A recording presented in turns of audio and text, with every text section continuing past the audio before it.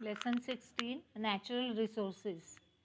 Number 1 What is meant by natural resources? Natural resources म्हणजे काय?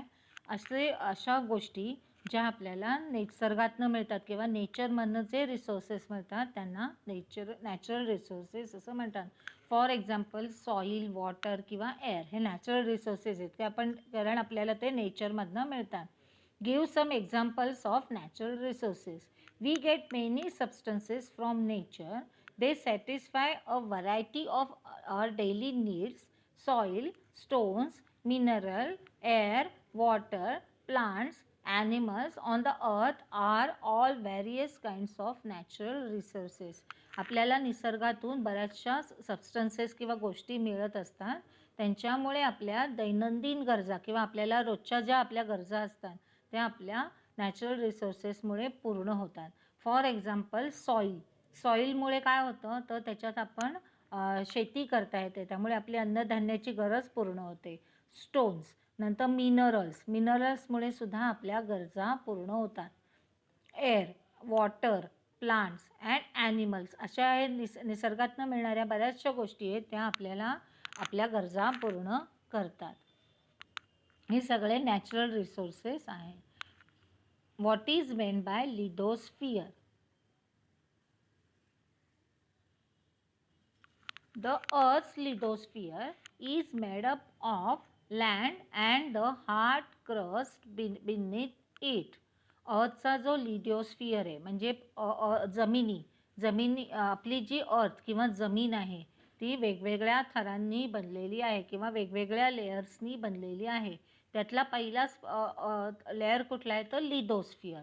आता लिथोस्फियर कशाने बनलेला असतो तर लँड म्हणजे जमीन आणि त्याच्या खाली असणारे कडक क्रस्ट, हार्ड क्रस्ट, त्याच्या पलीकडे हार्ड क्रस्ट असतो. The lithosphere is not homogeneous but it is made up of many types of Roxx. आता लिथोस्फियर हा कशाने बनलेला असतो जमीन आणि त्याच्या खाली असलेल्या कडक दगड किंवा दगडांचा थर याने लिथोस्फियर बनलेला असतो. लिथोस्फियर इज नॉट होमोजिनियस म्हणजेच तो सगळीकडे एकसारखा नसतो. But is made up of many types of rocks, परंतु तो वेगवेगळ्या प्रकारच्या दगडांपासून बनलेला असतो. Resources in the earth's crust include mineral, ores, mineral oil and other fuels, rocks, water, elements etcetera. Resources in the earth's crust, आता पृथ्वीचा जो पृष्ठभाग आहे त्याच्या आतमध्ये जे रिसोर्सेस असतात ते काय त्यांच्यामध्ये काय काय असतं तर मिनरल्स असतात. मिनरल्स म्हणजे खनिजे. ओर्स असतात, मिनरल ऑइल असतं, अदर फ्युल्स असतात, रॉक्स असतात. नंतर अदर फ्युल्स म्हणजे इंधनं, वेगवेगळ्या प्रकारची इंधनं किंवा दगड असतात, मोठमोठाले दगड असतात. वॉटर एलिमेंट्स, वॉटर असतं, पाणी असतं आणि एलिमेंट्स असतात. आता ओर्स म्हणजे काय? ओर्स म्हणजे असं मटेरियल ज्याच्यापासनं धातू आपल्याला मिळतात, त्यांचं शुद्धीकरण केल्यावर आपल्याला धातू मिळतात, त्याला ओर्स असं म्हणतात. Mineral and ores. Mineral has an important place among natural resources. आपल्या निसर्गातनं आपल्याला जे नेचरमधनं रिसोर्सेस मिळतात त्याच्यात मिनरल वेल्थ ही महत्त्वाची आहे, म्हणजे खनिज संपत्ती ही महत्त्वाची आहे. Minerals are form by various processes taking place in the environment. आता आपला जो निसर्ग आहे किंवा एन्व्हायरमेंट आहे त्याच्यात बरेचसे प्रोसेसेस होत असतात किंवा बरेचशा क्रिया होत असतात, त्यांच्यामुळे मिनरल्स तयार होतात. The rocks on the earth are mainly made up of minerals. आता पृथ्वीवर जे दगड आहेत ते मुख्यतः धातू खनिजांपासून बनलेले असतात. These minerals can be obtain bye mining. आता ही जी मिनरल्स आहेत ती आपल्याला जमिनीच्या खाली खोलवर खणून आपल्याला काढता येतात. आता जमिनीच्या खाली खोलवर खणणे याला मायनिंग असं म्हणतात. Only a few metals like for example gold, silver, copper, platinum and bismuth occur in the free state in nature. आता काही खनिजांची जी काही धातू आहेत, for example gold, silver, copper, platinum and bismuth यासारखे काही धातू आहेत, हे फक्त आपल्याला फ्री स्टेटमध्ये मिळतात किंवा शुद्ध रूपात आपल्याला मिळतात. A majority of the metals occur in the form of compounds. आता बाकीचे जे मेटल्स आहेत ते आपल्याला कंपाऊंड्समध्ये कंपाऊंड्सच्या रूपात मिळतात किंवा त्याचे ते शुद्ध रूपात नसतात. Minerals that contain a high proportion of metal are called ores. आता अशी खनिज किंवा असे मिनरल्स ज्यांच्यामध्ये मोठ्या प्रमाणात मेटल ओर असतं किंवा धातू असतात त्यांना ओर्स असं म्हणतात. किंवा अशा मिनरल्सपासून आपण मोठ्या प्रमाणात त्यांच्यापासून धातू मिळवू शकतो किंवा मेटल्स मिळवू शकतो, त्यांना ओर्स असं म्हणतात. It is economical to obtain metals from the ores. आता मेटल्सपासनं ओर्सपासनं मेटल मिळवणं हे जास्त इकॉनॉमिकल आहे.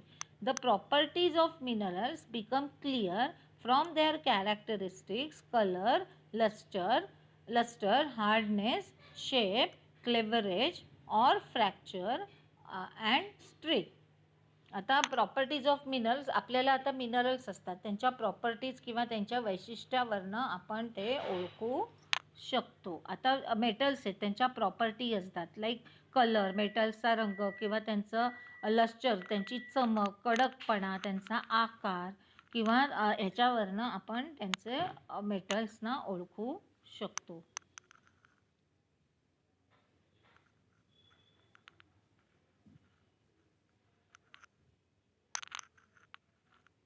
How are minerals formed? Minerals are formed from magma in the earth's crust and lava from the eruption of volcanoes when they cool and get transformed into crystals. आता magma म्हणजे काय, तर एक hot fluid और semi fluid आहे. आता हे magma हा असा एक गरम पातळ पदार्थ आहे किंवा पातळ गरम पदार्थ आहे किंवा सॉलिड, सेमी सॉलिड असं पातळ पदार्थ आहे. आता minerals are form from the magma in the earth crust. पृथ्वीच्या पृष्ठभागामध्ये जो एक पातळ गरम पदार्थ असतो त्याच्यापासनं, किंवा लावा फ्रॉम द इरप्शन ऑफ वोल्कॅनोज, जेव्हा ज्वालामुखी बाहेर पडते त्यातला जो लावा रस असतो त्याच्यापासनं मिनरल्स तयार होतात. आता ते कसे तयार होतात, आता हे जे दोन फ्लुइड आहेत मॅग्मा आणि lava, when they cool and get transform into crystals. आता मॅग्मा आणि लावा, मॅग्मा म्हणजे काय, तर पृथ्वीच्या पृष्ठभागात असलेला एक गरम पातळ पदार्थ, आणि लावा म्हणजे काय, जेव्हा ज्वालामुखीचा स्फोट होतो तेव्हा आपल्याला लावा रस मिळतो. जेव्हा हे थंड होतात तेव्हा त्यांचे खडे तयार होतात, क्रिस्टल्स म्हणजे खडे. Minerals are formed when solid crystals remain behind after the process of evaporation.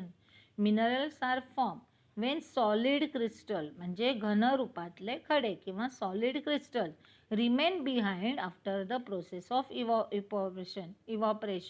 जेव्हा जे हॉट लिक्विड आहे त्याचं जेव्हा वाफ होते तेव्हा त्याच्यानंतर त्यांचे काय त्या सॉलिड क्रिस्टल्स किंवा खडे पाठीमागे राहतात.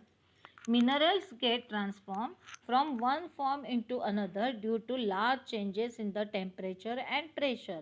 आता मिनरल आहे ते एका अवस्थेमधनं दुसऱ्या अवस्थेत कशामुळे जातात, तर प्रचंड टेम्परेचर किंवा त्याच्यावर असलेला प्रेशर ह्याच्यामुळे जी मिनरल्स मिळतात ती एका अवस्थेतून दुसऱ्या अवस्थेत जातात. आता सॉलिड मिनरल्स असतात त्यांना जर टेम्परेचर असेल तर त्याचा परिणाम होऊन ते काय होतात, तर लिक्विडमध्ये ट्रान्सफॉर्म होतात. Some living organism produce inorganic materials, for example conches shells form for the protection of their body. आता सम लिव्हिंग ऑर्गॅनिझम, काही लिव्हिंग थिंग आहेत किंवा काही सजीव आहेत, ते इनऑर्गॅनिक मटेरियल तयार करतात, इनऑर्गॅनिक मिनरल्स तयार करतात. फॉर एक्झाम्पल शंख, शिंपले हे त्यांच्या बॉडीचं संरक्षण होण्यासाठी ते असे मिनरल्स तयार करतात. अशा प्रकारे मिनरल्स तयार होतात. आता इथे लिस्ट दिलेली आहे नॉन मेटल मिनरल्स, म्हणजे अशी मिनरल्स जी धातू रूपात नसतात. For example mica, sulphur, gypsum, potash, graphite, diamond and feldspar ही नॉन मेटल किंवा अधातू रूपातील खनिज आहेत. मेटल मिनरल्स, आता असे मिनरल्स जी मेटल फॉर्ममध्ये आपल्याला मिळतील किंवा धातू रूपात मिळतील. For example iron, gold, silver, tin, bauxite, manganese, platinum and tungsten. आता एनर्जी मिनरल्स म्हणजे ऊर्जा रूपातली मिनरल्स किंवा फ्युल्स. आता कोणती आहेत तर coal, mineral oil and natural gas ही एनर्जी मिनरल्स आहेत. Gems and gem-like minerals.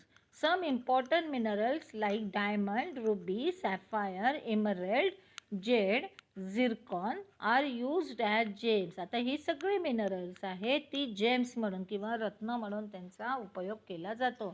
James are in great demand. आता ही जी मिनरल्स आहेत जी जेम्सच्या फॉर्ममध्ये यूज केली जातात किंवा रत्नांच्या रूपात वापरली जातात त्यांना प्रचंड मागणी असते. Deposit of common salt are also found in the earth. आताच कॉमन सॉल्ट किंवा मिठाचे साठे हे सुद्धा आपल्याला पृथ्वीच्या पृष्ठभागात सापडतात. This salt is called rock salt. आता पृथ्वीच्या पृष्ठभागात जे मिठाचे साठे सापडतात त्यांना रॉक सॉल्ट असं म्हणतात. It is used in food and in some medicines. अशा मिठाचा उपयोग किंवा रॉक सॉल्टचा उपयोग आपल्याला मेडिसिनमध्ये किंवा जेवणात सुद्धा केला जातो. The Indian School of Mines, Dhambad was founded in 1926 to impart education in mining. आता ही जे स्कूल किंवा ही जी इन्स्टिट्यूट आहे त्याचं मायनिंगचं शिक्षण देण्यासाठी स्थापन केली 1926मध्ये.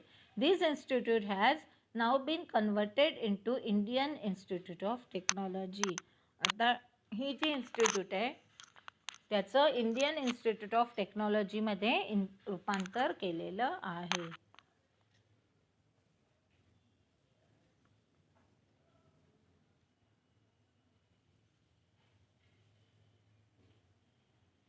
सम important and minerals and ores. आता काही महत्त्वाची खनिज किंवा ओर्स.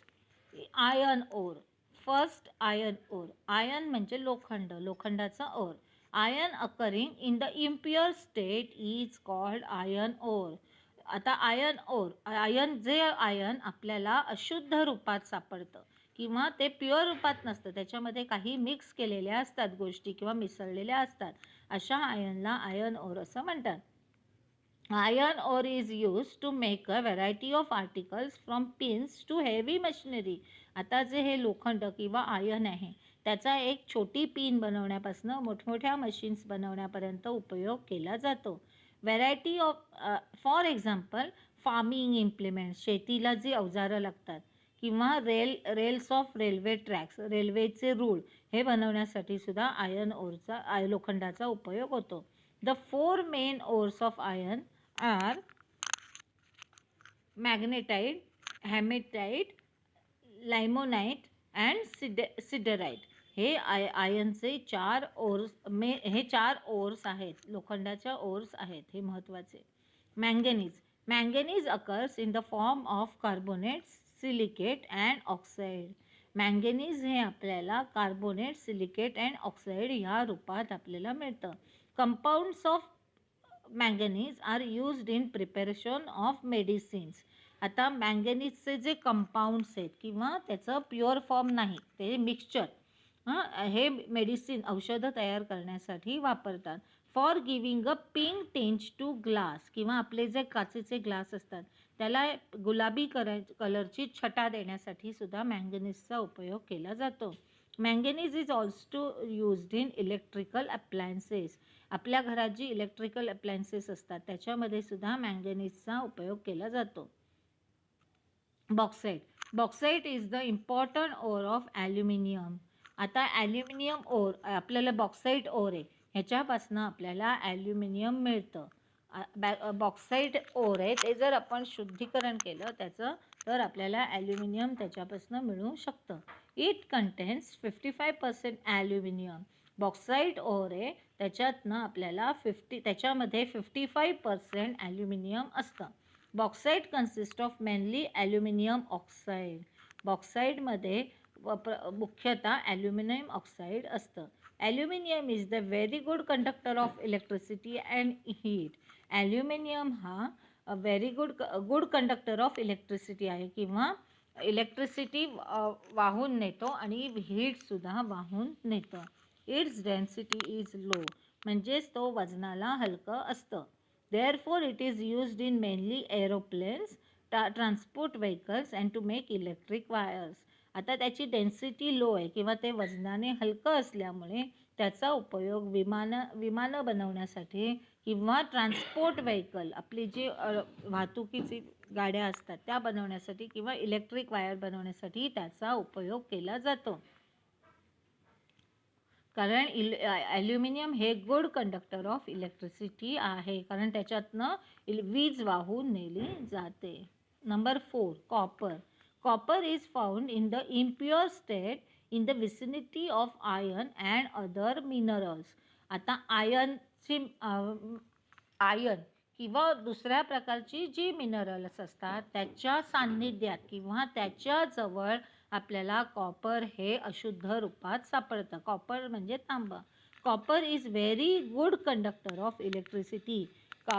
कॉपर किंवा तांबं हे गुड कंडक्टर ऑफ इलेक्ट्रिसिटी आहे. त्याच्यातनं इलेक्ट्रिसिटी वाहून जाते. Therefore, it is used to make electric wires as well as in the radios, telephones, vehicles and for making kitchen utensils and statues. आता ॲल्युमिनियमचा उपयोग कशासाठी, आपल्या कॉपरचा उपयोग कशासाठी केला जातो? ते गुड कंडक्टर ऑफ इलेक्ट्रिसिटी आहे, त्याच्यामुळे इलेक्ट्रिक वायर्स तयार करण्यासाठी. तसंच रेडिओज, टेलिफोन्स अँड व्हेकल्स आणि मेकिंग किचन युटेन्सिल्स, तसेच आपली स्वयंपाकघरातली भांडी किंवा पुतळे बनवण्यासाठी कॉपरचा उपयोग केला जातो. Mica is a bad conductor of electricity. Mica हे बॅड कंडक्टर ऑफ इलेक्ट्रिसिटी आहे किंवा त्याच्यातून इलेक्ट्रिसिटी वाहून जाऊ शकत नाही. It's value depends of the thickness of its layers. आता मायकाची ही किंमत त्याच्या थिकनेसवर किंवा त्याच्या जाडीवर ठरवली जाते.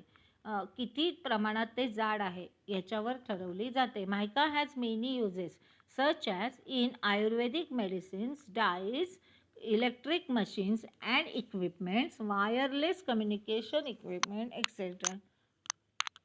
आता मायकाचा उपयोग कशामध्ये करतात तर आयुर्वेदिक मेडिसिन्समध्ये मायकाचा उपयोग केला जातो किंवा डाईज म्हणजे रंग, इलेक्ट्रिक मशीन्स जी असतात ती, किंवा इक्विपमेंट किंवा वायरलेस कम्युनिकेशन इक्विपमेंट. आता दूरध्वनीची जी वायरलेस साधनं असतात त्याच्यामध्ये सुद्धा मायकाचा उपयोग केला जातो.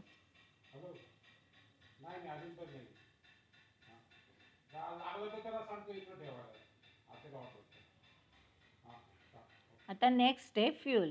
What is mean by fuel? Which natural resources do we use as fuels? Various substances are used in day-to-day life for generating. आता which natural resources do we used as fuel? आता first, what is meant by fuels? Various substances are used in day-to-day life for generating energy. आता आपल्या रोजच्या व्यवहारात किंवा आपल्या रोजच्या आयुष्यात आपण ऊर्जा तयार करण्यासाठी किंवा एनर्जी तयार करण्यासाठी आपण काही पदार्थ वापरतो, त्यांना फ्युल्स असं म्हणतात. फॉर एक्झाम्पल रॉकेल. आता आपल्याला जर अन्न शिजवायचं असेल तर आपण गॅसचा वापर करतो किंवा स्टोवमध्ये रॉकेलचा वापर करतो, किंवा चूल पेटवायची असेल तर त्याच्यामध्ये शेगडी पेटवायची असेल तर त्याच्यात कोळशाचा वापर करतो. आता हे जे पदार्थ आहेत त्यांचा आपण एनर्जी मिळवण्यासाठी किंवा ऊर्जा मिळवण्यासाठी वापर करतो. अशा सबस्टन्सेसना फ्युल्स असं म्हणतात. Fuels are found in the solid, liquid or gaseous states. आता हे जे फ्युल्स आहेत ते आपल्याला सॉलिड, लिक्विड किंवा गॅसियस म्हणजे घन, द्रव किंवा गॅसियस स्टेट्स वायू रूपात सुद्धा आपल्याला सापडतात. Coal. Millions of years ago, forest got buried underground as a result of certain natural events. आता कोळसा कसा तयार झालेला किंवा कोल कसा फॉर्म झाला, तर मिलियन्स इयर्स ऑफ अगो, मिलियन्स वर्षापूर्वी किंवा भरपूर वर्षापूर्वी फॉरेस्ट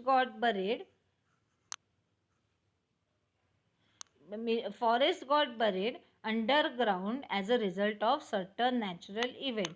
आता काही नॅचरल घटना झाल्या किंवा नैसर्गिक घटना झाल्या, त्याच्यामुळे काय झालं, जसं भूकंप किंवा ज्वालामुखी यासारख्या ज्या नैसर्गिक घटना घडल्या, त्याच्यामुळे काय झालं, तर फॉरेस्ट होती किंवा जंगलं होती ही जमिनीखाली काढली गेली.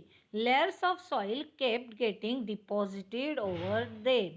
आणि त्याच्यानंतर ही जंगलं होती किंवा झाडं किंवा प्राणी हे जमिनीखाली गाडले गेले आणि त्याच्यानंतर मातीचे थर त्याच्यावर जमा होत गेले. They the very high pressure from above and the heat from the earth's interior. आता जे जंगलं होती, जंगलातली झाडं किंवा प्राणी असतील, त्यांच्यावर एकावर एक असे मातीचे थर रचले गेले. आता त्याच्यामुळे काय झालं, त्याच्यावर प्रचंड प्रमाणात प्रेशर आलं आणि जी जमिनीच्या भूगर्भातली किंवा अर्थच्या इंटिरियरमधली किंवा भूगर्भात प्रचंड प्रमाणात उष्णता असते, त्याचा परिणाम होऊन स्लोली फॉर्म बरीड आता जे झाडं काढली गेली होती त्यांचं इंधनात रूपांतर झालं किंवा ते झाडं जी गाडली गेली होती किंवा ॲनिमल्स गाडले गेले होते त्यांचं फ्यूलमध्ये रूपांतर झालं. कोल वॉज दस form from the remains of those plants. आता झाडाचे जे रिमेन्स होते किंवा अवशेष होते त्यांच्यापासनं कोळसा तयार झाला. That is why coal is said to be fossil fuel. म्हणून कोळशाला फॉसिल फ्युएल असं म्हणतात, कारण तो सजीव वस्तू किंवा झाडांच्या अवशेषापासून तयार झालेला आहे, म्हणून त्याला फॉसिल फ्युएल असं म्हणतात. Coal is found in mines. Coal is found in mines. Peat, ignite, bituminous coal, anthracite ore are the various types of coal. आता कोळशाचे कोणकोणते प्रकार आहेत, तर कोल आपल्याला कुठे मिळतो, तर माइन्समध्ये मिळतो. पीट, इग्नाइट म्हणजेच ब्राऊन कोळसा किंवा बिटिमिनियस कोल अँड अँथ्रासाइट हे कोळशाचे 4 प्रकार आहेत. Anthracite is the coal of the highest grade. आता अँथ्रासाइट कोळसा हा सर्वात मोठ्या ग्रेडचा असतो किंवा तो उच्च प्रतीचा असतो. Coal is in a way a storehouse of carbon. कोलला स्टोर हाऊस ऑफ कार्बन असं म्हटलं जातं. It is burn to obtain heat energy. जर आपण कोळसा जाळला तर त्याच्यापासून आपल्याला उष्णता मिळते, म्हणजेच आपल्याला हीट एनर्जी मिळते. Coal is used as fuel. कोलचा उपयोग आपण फ्यूल म्हणून वापरलं जातं किंवा इंधन म्हणून वापरतो.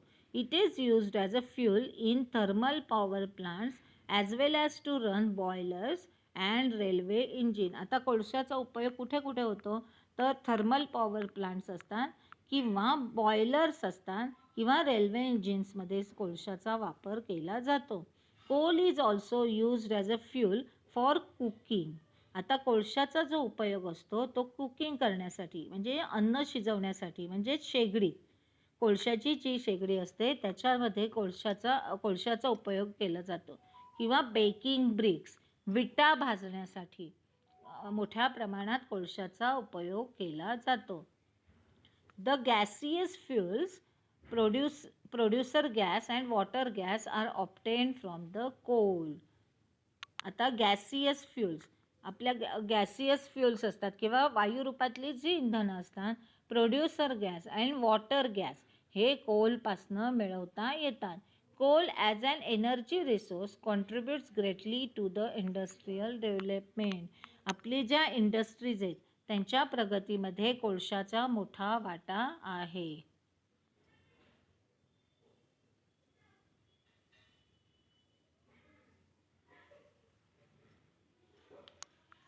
Natural Institution. The Oil and Natural Gas Corporation ONGC was established on 14th August 1956. आता ONGC आहे ती 14th August 1956 मध्ये तयार झाली किंवा फॉर्म झाली. It functions under the Ministry of Petroleum and Natural Gas of the Government of India. आता या संस्थेचं जे काम आहे ते गव्हर्नमेंटच्या अंडर चालतं. ONGC is the largest oil and gas research and production company in India. Its head office is in Dehradun. ONGCचं मुख्य ऑफिस हे देहरादून उत्तराखंडमध्ये आहे. ONGC produces about 77 of the crude oil. Crude oil म्हणजे कच्चं तेल. आता ONGC आहे ते 77% क्रूड ऑइल तयार करते and about 62% of the natural gas नैसर्गिक वायू आहे. इंडियामध्ये किंवा भारतामध्ये तयार होणाऱ्या कच्च्या तेलापैकी किंवा गॅसपैकी 77% क्रूड ऑइल आणि 62% नॅचरल गॅस हे ONGC तयार करते. Of the 7 commercially important underground oil reserves in India, ONGC has successfully explored 6.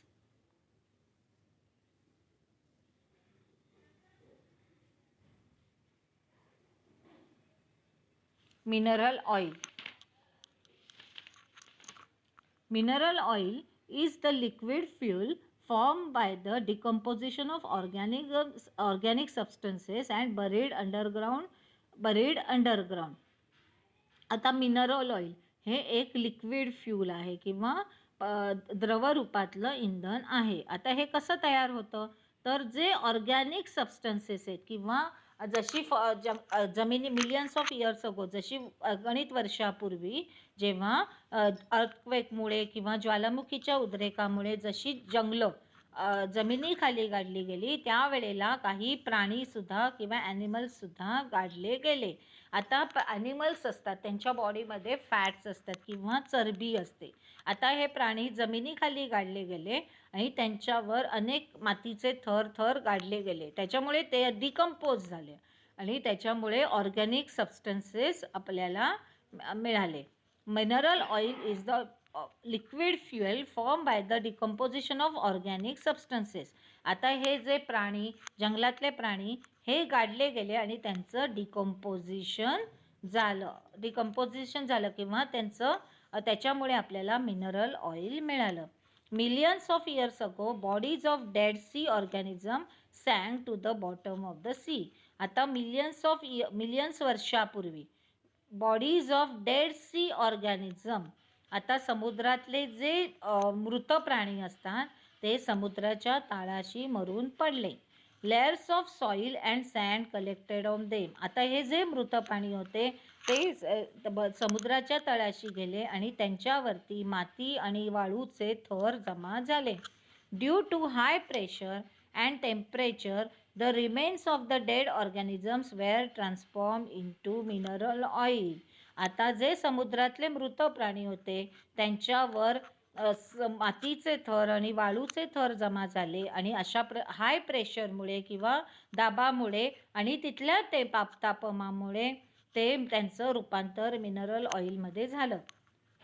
The underground mineral oil is extracted through oil wells. आता अंडरग्राउंड मिनरल ऑइल असतं जे जमिनीच्या खालचं जे मिनरल ऑइल असतं ते ऑइल वेल्स तेलविहिरींच्या रूपात आपण बाहेर काढू शकतो.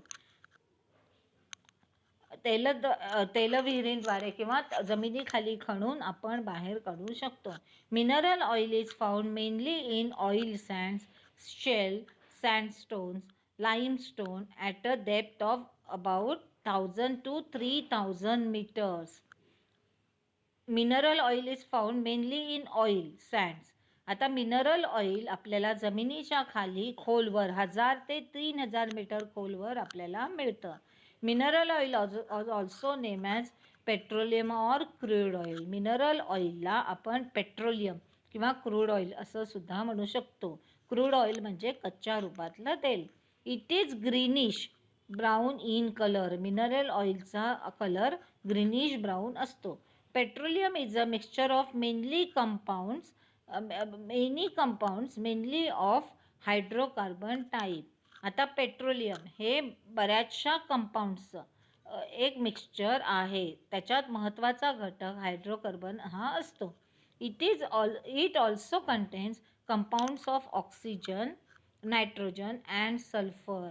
ह्याच्यामध्ये ऑक्सिजन, नायट्रोजन आणि सल्फरचं सुद्धा कंपाऊंड असतात. Petroleum is extracted through oil wells and refined by fractional distillation. आता पेट्रोलियम हे ऑइल वेलमधनं बाहेर काढल्यावर ते अशुद्ध रूपात असतं. त्याच्यामुळे डिस्टिलेशनची प्रोसेस वापरून, फ्रॅक्शनल डिस्टिलेशनची प्रोसेस वापरून आपण ते शुद्ध रूपातलं मिळवू शकतो आणि त्यातले अशुद्ध कॉम्पोनंट्स आपण बाहेर बाजूला करू शकतो. आपण आता डिस्टिलेशन ही क्रिया आपण लास्ट लेसनमध्ये बघितलेली आहे. ॲव्हिएशन पेट्रोल म्हणजे विमानांसाठी लागणारं petrol, gasoline, diesel, kerosene, naphtha, नंतर ल्युब्रिकेटिंग ऑइल, तार म्हणजे डांबर, are all obtain from petroleum. आता हे जे ल्युब्रिकेटिंग ऑइल किंवा विमानासाठी लागणारं petrol, gasoline, diesel, kerosene, naphtha हे आपल्याला पेट्रोलियमपासून मिळतं. They are used as fuel and for the production of dyes. आता त्याचा उपयोग फ्यूल म्हणून वापरला जातो, तसेच रंग तयार करण्यासाठी किंवा पेस्टिसाइड्स, परफ्यूम अँड आर्टिफिशियल दोरे, आर्टिफिशियल फायबर्स म्हणजे कृत्रिम दोरे तयार करण्यासाठी सुद्धा त्याचा उपयोग होतो.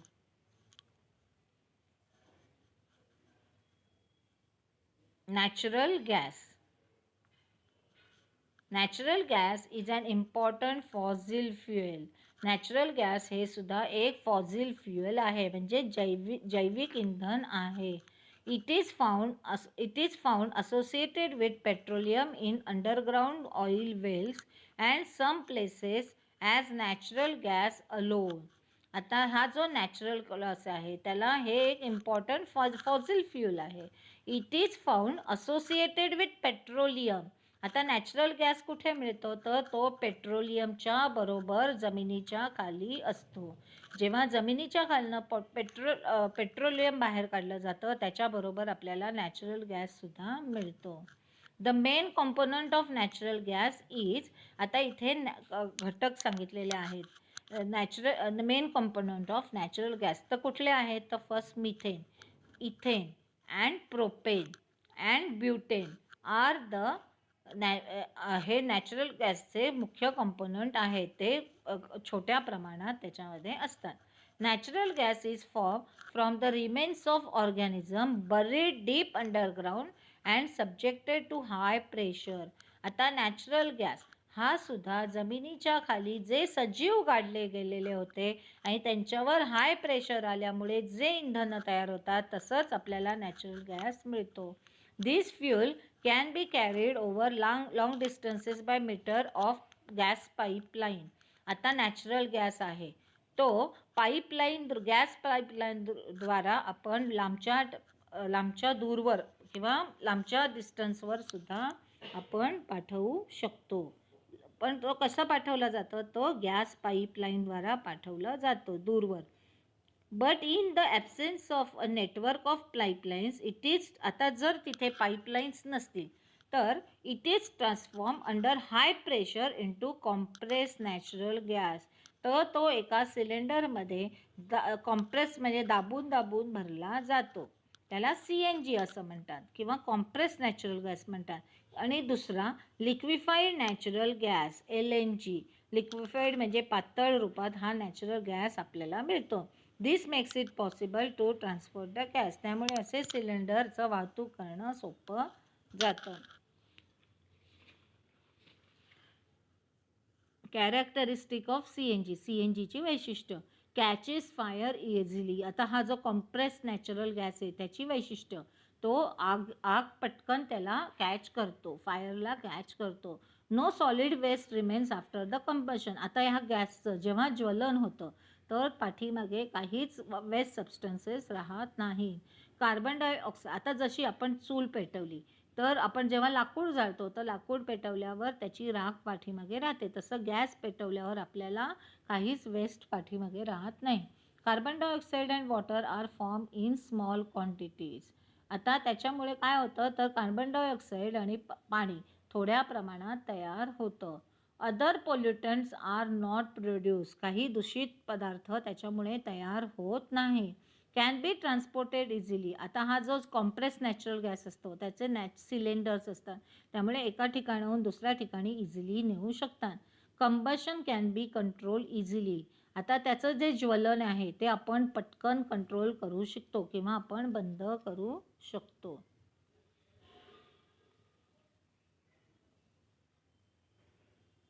Fossils are the preserved remains of dead organism.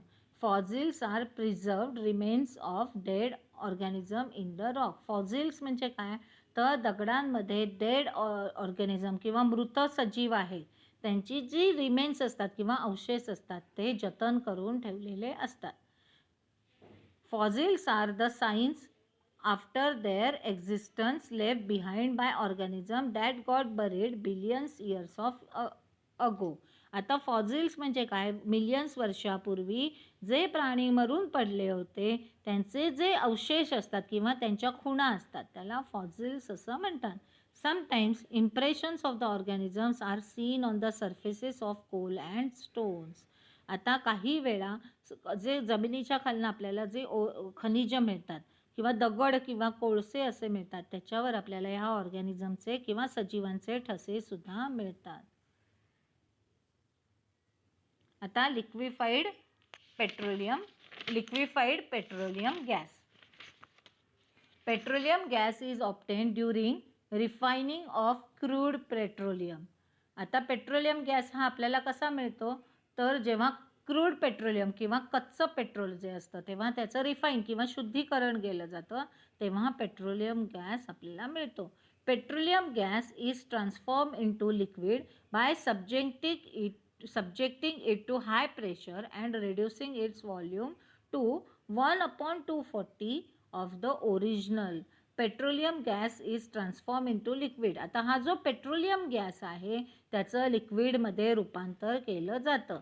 तर ते कसं केलं जातं तर त्याच्यावर हाय प्रेशर किंवा दाब दिला जातो आणि त्याचं जे आकारमान आहे ते मूळ रूपापेक्षा 1/240 मध्ये कन्वर्ट केलं जातं.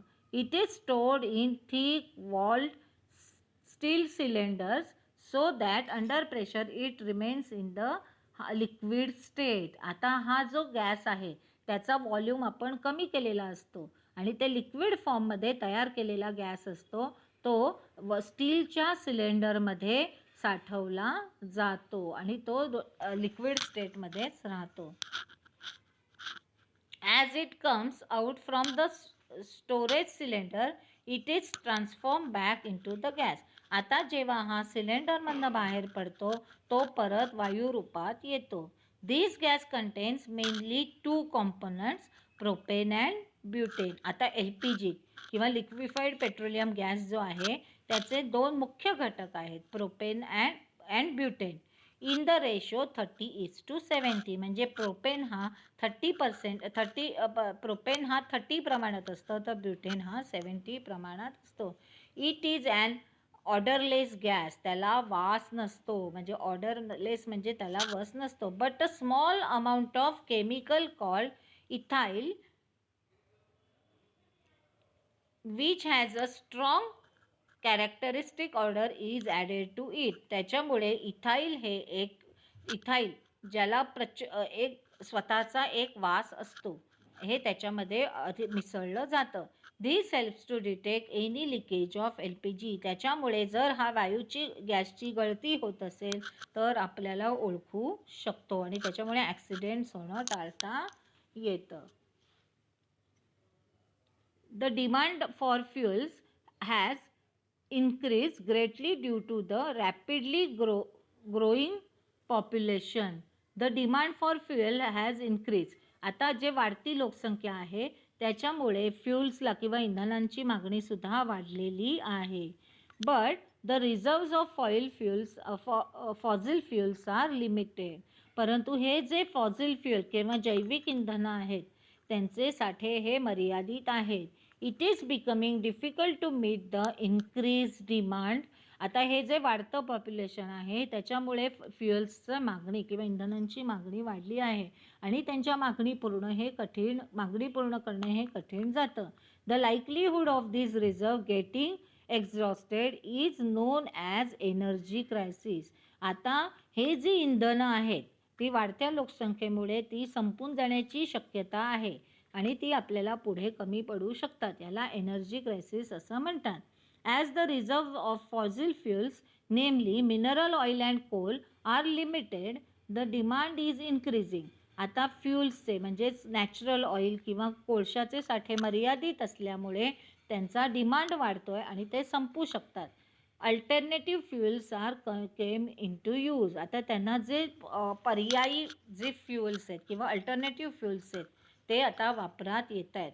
हायड्रोजन, बायोफ्युएल्स और मिथेनॉल और वुड अल्कोहोल, इथेनॉल और green alcohol are the some of the alternative fuels. आता ही जी पर्यायी इंधनं उपलब्ध करून देण्यात आलेली आहेत. Protective functions of forest to reduce the velocity of water flowing over the land. आता हे जे जमिनीवरनं पाणी वाहत असतं त्याची वेलॉसिटी कमी करू शकतो. टू प्रिव्हेंट सॉईल इरोजन, जमिनीची धूप किंवा माती वाहून जाते ते त्याचं थांबवणं. To help percolation of water into the ground. आता जमिनीवर जे पावसाचं पाणी असतं ते जमिनीत जास्तीत जास्त झिरपू देणं.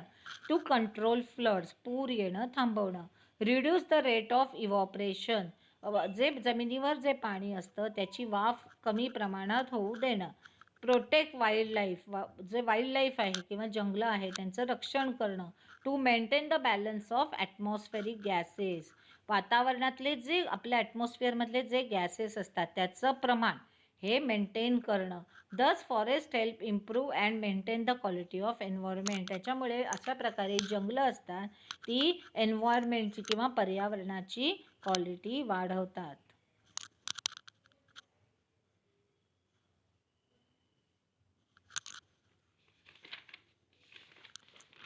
आता plant and medicinal use for treatment of. आता अडुळसा हे एक औषधी प्लांट आहे किंवा औषधी वनस्पती आहे. त्याचा उपयोग सर्दी आणि खोकल्यासाठी होतो. बेल, डायरिया हा आजारासाठी किंवा आपल्याला जे जुलाब होतात ह्या आजारासाठी बेल वापरला जातो. नीम, फीवर अँड कोल्ड, ताप आणि सर्दी असेल तर नीमचा उपयोग होतो. पेरिविंकल, कॅन्सरसाठी उपयोग होतो. सिनामन याचा उपयोग डायरिया किंवा नोशिया, एखाद्या गोष्टीची शिसारी बसते त्याच्यासाठी त्याचा उपयोग होतो. सिंचोना, मलेरिया या आजारासाठी सिंचोनाचा उपयोग होतो. Wood, we get strong and durable wood as also firewood from trees like teak, mahogany, neem, acacia and subabul यासारख्या झाडांपासून आपल्याला स्ट्रॉंग आणि ड्युरेबल किंवा मजबूत आणि टिकाऊ लाकूड मिळतं. त्याचा उपयोग आपण फायरवूड म्हणून सुद्धा करू शकतो. Wood is use for making furniture, farming implements and various other articles as well as in the construction work. लाकडाचा उपयोग आपण लाकडी शेतीची अवजारं किंवा फर्निचर किंवा वेगवेगळ्या वस्तू बनवण्यासाठी किंवा बांधकामाच्या व्यवसायात सुद्धा करू शकतो. Forest wealth includes fibre, paper, rubber, gum, aromatic substances. आता ही जी जंगलातली संपत्ती आहे त्याच्यामध्ये आपल्याला काय काय मिळू शकतं तर फायबर्स किंवा paper, rubber, gum, aromatic substances असे पदार्थ आपल्याला मिळू शकतात. We get fragrant essential oils म्हणजे सुवासिक तेलं from the lemongrass, vanilla, kewda, khus and युकेलिप्टस म्हणजे निलगिरी यांच्यापासून आपल्याला सुगंधी तेलं सुद्धा मिळतात. सँडलवूड म्हणजे चंदन अँड ऑइल ऑफ युकेलिप्टस म्हणजे निलगिरी are used for making soaps. आता सँडलवूड म्हणजे तनचंदन आणि युकॅलिप्टस म्हणजे निलगिरी यांचा साबण तयार करण्यासाठी किंवा कॉस्मेटिक म्हणजे सौंदर्य प्रसाधनं तयार करण्यासाठी अँड इन्सेन्स स्टिक्स म्हणजे उदबत्ती तयार करण्यासाठी उपयोग होतो.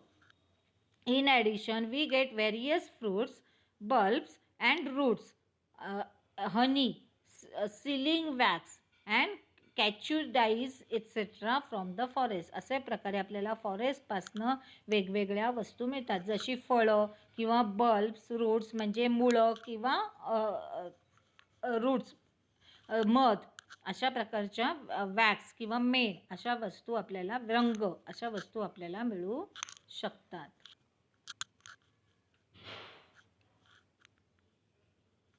How to conserve forest. आता आपण फॉरेस्टचं जतन कसं करू शकतो. Young trees should not be cut. छोटी झाडं कापू नये. Many more trees than are cut down should be planted looked after. जेवढे आपण झाडं तोडू त्याच्यापेक्षा अधिक प्रमाणात झाडं लावायची आणि त्यांची काळजी घ्यायची. The stringent restriction laws regulation regarding the use of forest should be strictly followed. आता जंगलतोडीबद्दल जे कायदे आहेत त्यांचे कायदे आपण पाळावेत.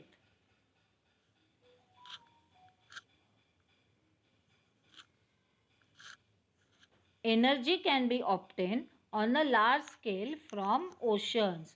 आता समुद्र आहेत त्यांच्यापासून सुद्धा आपल्याला मोठ्या प्रमाणात एनर्जी किंवा ऊर्जा मिळू शकते. Sea waves at high and low tide and oceans currents are being use for generation of power. आता समुद्राच्या ज्या लेटा असतात, जेव्हा समुद्राला भरती किंवा ओहोटी येते त्यांच्या लाटा किंवा त्यांच्या ज्या लाटांचा उपयोग जनरेशन ऑफ पॉवर ऊर्जा तयार करण्यासाठी वापरता येते. Last year we have learn something about this in geography. गेल्या वर्षी भूगोलामध्ये ह्याचा अभ्यास केलेला आहे. There are reserves of variety of natural resources in sea water. समुद्राच्या तळाशी सुद्धा नैसर्गिक रिसोर्सेसचा प्रचंड साठा मिळतो. At the bottom of the sea and beneath the seabed too. The resources available from sea and oceans are called marine resources. आपल्याला समुद्रापासून जे रिसोर्सेस मिळतात त्यांना मराईन रिसोर्सेस असं म्हणतात. Our scientist believe that billions of tons of minerals are to be found dissolve in ocean water. आता सायंटिस्टचा किंवा शास्त्रज्ञांचा विश्वास आहे की समुद्राचं जे पाणी आहे त्याच्यामध्ये बिलियन्स ऑफ टन्स ऑफ खनिज त्याच्यामध्ये विरघळलेली सापडतात. There are very large reserves of tin, aluminium, phosphates, copper, zinc, iron, lead, manganese, sulphur, uranium etcetera. असे जे साठे आहेत, या खनिजांचे जे साठे आहेत ते समुद्राच्या पाण्यात विरघळलेले असतात किंवा ते समुद्राच्या तळाशी असतात. We get many types of gems, conches, shells and pearls from the sea. आपल्याला समुद्रातनं वेगवेगळ्या प्रकारची रत्न किंवा शंख, शिंपले किंवा मोती आपल्याला मिळतात आणि ते काही तर ते सोन्यापेक्षा सुद्धा महाग असतात. There are large scale reserves of mineral oil and natural gas at the bottom of the sea. समुद्राच्या तळाशी आपल्याला मोठ्या प्रमाणात मिनरल ऑइल किंवा नॅचरल गॅसचे साठे मिळतात. We avail of this by drilling oil and gas wells. अच्छा, आपण हे ड्रिलिंग खणून आपण काढू शकतो. In India, the first mineral oil well, Sagar Samrat, was drilled in 1974 at the oil field called Bombay High for obtaining mineral oil and natural gas from the bottom of the sea. भारतामध्ये the first mineral oil वेल, पहिली तेल विहीर, त्याचं नाव काय आहे तर सागर सम्राट, was drill. ती खणली गेली 1974 ती खणली गेली at the oil field called Bombay High. Bombay High या ठिकाणी ही तेल विहीर खणली गेली आणि तिथून मोठ्या प्रमाणावर मिनरल ऑइल अँड गॅस मिळाला, समुद्राच्या तळातनं आपल्याला मिळू शकला. The natural gas from this well is carried via pipeline to place called Uran. आता तिथून मिळाले जो नॅचरल गॅस होता तो पाईपलाईनद्वारे उरणला पोचवला गेला. मिनरल रिसोर्सेस फ्रॉम ओशन, आता समुद्रातनं मिळाले mineral resources. Thorium used in the production of atomic energy, अणुऊर्जा अणुऊर्जेचं जे उत्पादन करतात त्याच्यात याचा उपयोग केला जातो. Magnesium used in the flash bulb off camera, आता कॅमेराचा जो फ्लॅश बल्ब असतो त्याच्यामध्ये मॅग्नेशियमचा उपयोग केला जातो. Potassium the main ingredient of production of soap, glass and fertilisers, आता साबणाचं उत्पादन करतात किंवा ग्लासचं किंवा खतांचं जे उत्पादन करतात त्याच्यातला हा महत्त्वाचा घटक आहे. Sodium used in the production of cloth and paper, जेव्हा कपड्यांचं उत्पादन होतं किंवा पेपराचं उत्पादन होतं त्याच्यात ह्याचा उपयोग केला जातो, सोडियमचा उपयोग केला जातो. Sulphate used in making artificial silk, कृत्रिम रेशीम किंवा आर्टिफिशियल सिल्क बनवण्यासाठी याचा उपयोग, सल्फेटचा उपयोग केला जातो. Bio resources in ocean, fishes like pomfret, seerfish, as also shrimps and prawns, they are resources of proteins and vitamins, therefore mainly used as seafood. आता सी फूड किंवा समुद्रातनं मिळणारे हे जे फिश आहेत, pomfret, sea fish and also shrimps and prawns, ह्याच्यातनं आपल्याला proteins and vitamins भरपूर प्रमाणात मिळतात म्हणून त्यांचा खाद्य म्हणून उपयोग केला जातो. Dried shrimp, Bombay duck powder, used as poultry feed in the good manure, आता हे ड्राईड श्रिम्प किंवा बॉम्बे डक पावडर आहे त्याचा उपयोग पोल्ट्री फीड म्हणजे कोंबड्यांचं खाद्य किंवा एक चांगलं खत म्हणून केला जातो. Shells use for preparation of medicine, shells किंवा शिंपले यांचा उपयोग औषधं तयार करण्यासाठी, ऑर्नामेंट्स म्हणजे दागिने तयार करण्यासाठी आणि डेकोरेटिव्ह आर्टिकल्स म्हणजे शोभेच्या वस्तू तयार करण्यासाठी होतो. Fungi used as the production of antibiotics, antibiotics औषधं तयार करण्यासाठी याचा फंगाईचा उपयोग होतो. Shark and cod fish used for producing edible oil rich in vitamin A, D and E. आता शार्क ऑइल किंवा कॉड फिश ऑइल आहे हे त्याच्यामध्ये विटॅमिन ए किंवा डी किंवा ई हे मोठ्या प्रमाणात असतं. Sea cucumbers used as medicine for treating cancer and tumours, sea क्युकुंबर्सचा उपयोग कॅन्सरसारखे किंवा ट्युमरसारखे आजार बरे करण्यासाठी होतो.